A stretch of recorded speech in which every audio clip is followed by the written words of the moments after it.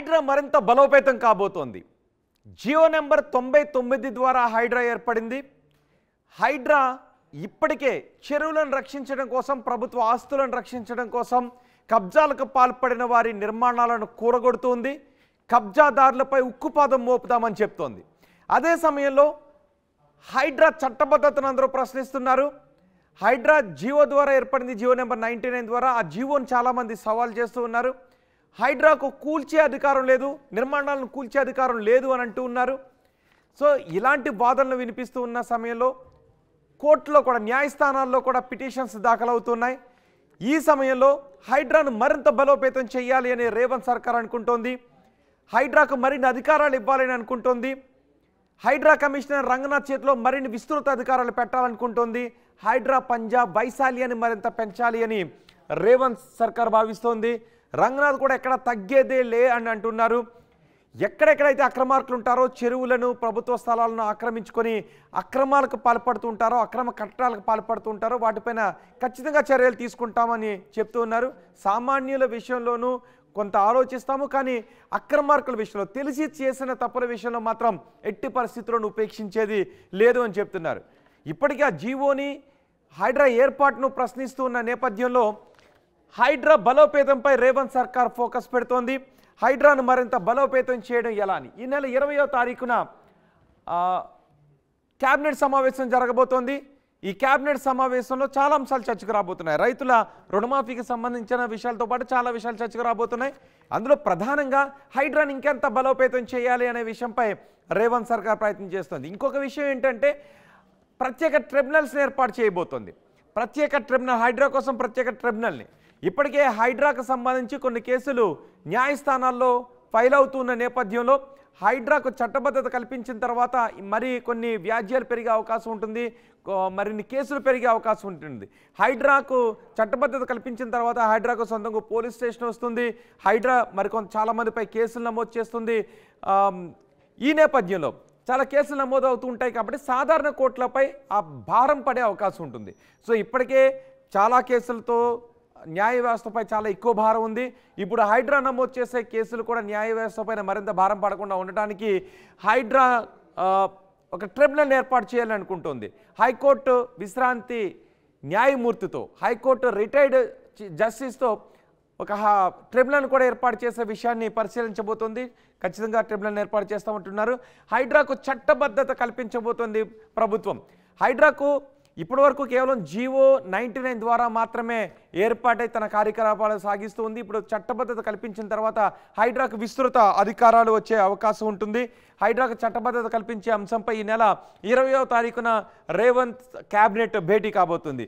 ఈ క్యాబినెట్ భేటీలోనే హైడ్రాకు చట్టబద్ధత కల్పించే అంశంపై చర్చించబోతున్నారు. చట్టబద్ధత కల్పించిన తర్వాత ఏం జరగబోతుంది అనేది కూడా మనం చూడొచ్చు.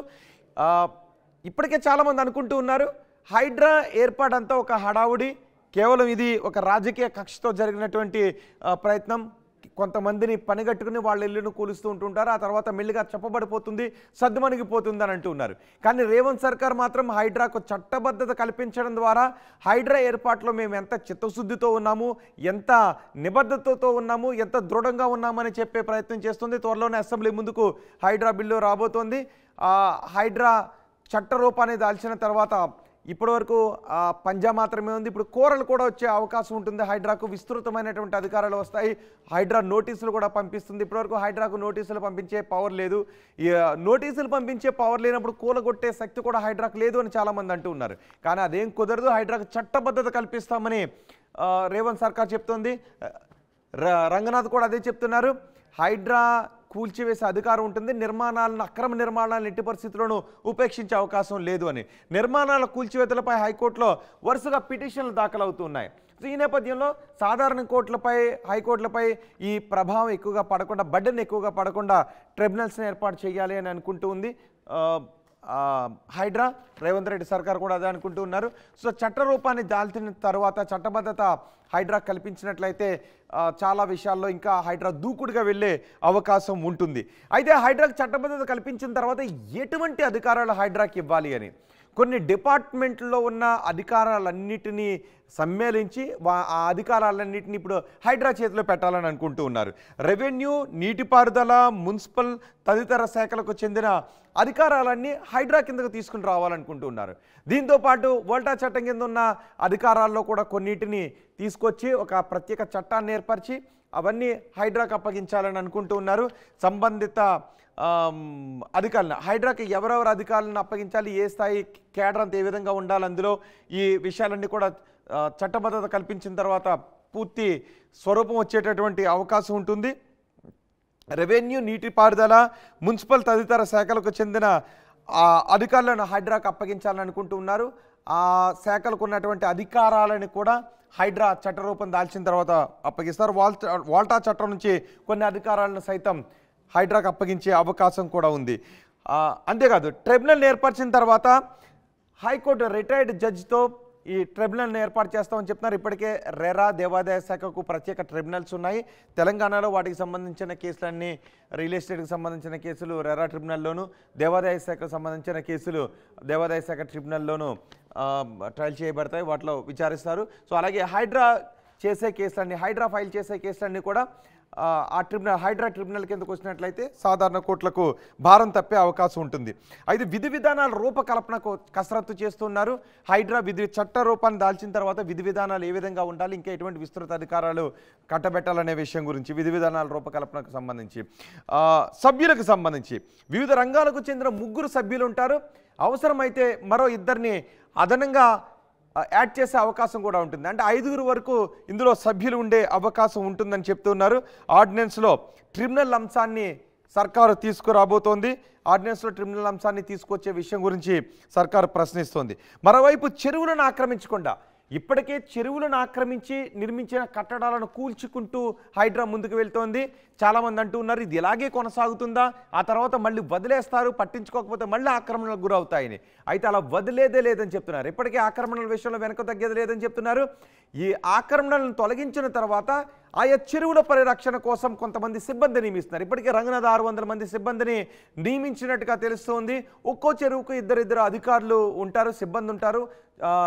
లేక్ ప్రొటెక్షన్ ఫోర్స్ ఏర్పాటు అవుతుంది. వాళ్ళు ఏం చేస్తారంటే ఎప్పటికప్పుడు చెరువుకు సంబంధించిన డేటా, ఆ చెరువులోకి ఏదైనా మురుగునీరు వస్తూ ఉందా, ఆ చెరువు ఎవరైనా కప్పబెడుతూ ఉన్నారా, ఆ చెరువును ఎవరైనా ఆక్రమిస్తూ ఉన్నారా, ఫుల్ ట్యాంక్ లెవెల్లోనో బఫర్ జోన్లోనో ఏదైనా నిర్మాణాలు వస్తూ ఉన్నాయా, ఇవన్నీ కూడా ఎప్పటికప్పుడు సేకరిస్తూ ఉంటుంటారు.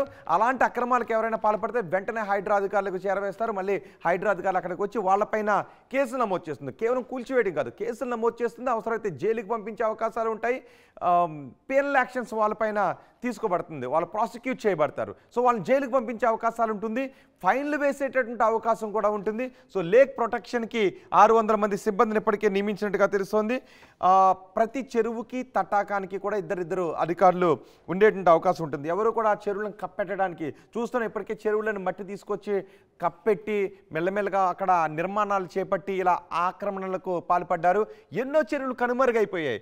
ఇప్పుడు హైదరాబాద్లో ఎన్నో వందల చెరువులు నామరూపాలు లేకుండా మారిపోయాయి. కొన్ని చెరువులు అసలు ఆనవాళ్లే లేవు. ఇక్కడ చెరువు ఉండేది అని వాళ్ళ చిన్నప్పుడు ఇక్కడ ఒక చెరువు ఉండేది అని చెప్పుకునేటువంటి పరిస్థితి కనిపించింది. ఇప్పుడు చాలా మటుకు వాటన్నిటిని కూడా వెనక తీసుకొస్తాం, హైదరాబాద్ను సుందరంగా తీర్చిదిద్దాం. ఇప్పుడు ఎవరైనా తిట్టుకోవచ్చు కాక ఏమన్నా అనుకోవచ్చు, కానీ భవిష్యత్తులో మాత్రం వాటి ఫ్రూట్స్ని భవిష్యత్ తరాలన్నీ కూడా పొందుతారు అని చెప్తూ ఉన్నారు. భవిష్యత్తులో ఒక మంచి హైదరాబాద్ ఏర్పడుతుంది, చెరువులన్నీ కూడా సంరక్షించబడతాయని చెప్తున్నారు. ఇప్పటికే హైదరాబాదు విశ్వనగరంగా మారినప్పటికీ చిన్న వర్షం వచ్చినా హైదరాబాద్ తట్టుకునే పరిస్థితి ఉండటం లేదు. దీనికి కారణం చెరువులు ఆక్రమణలకు గురి కావటం.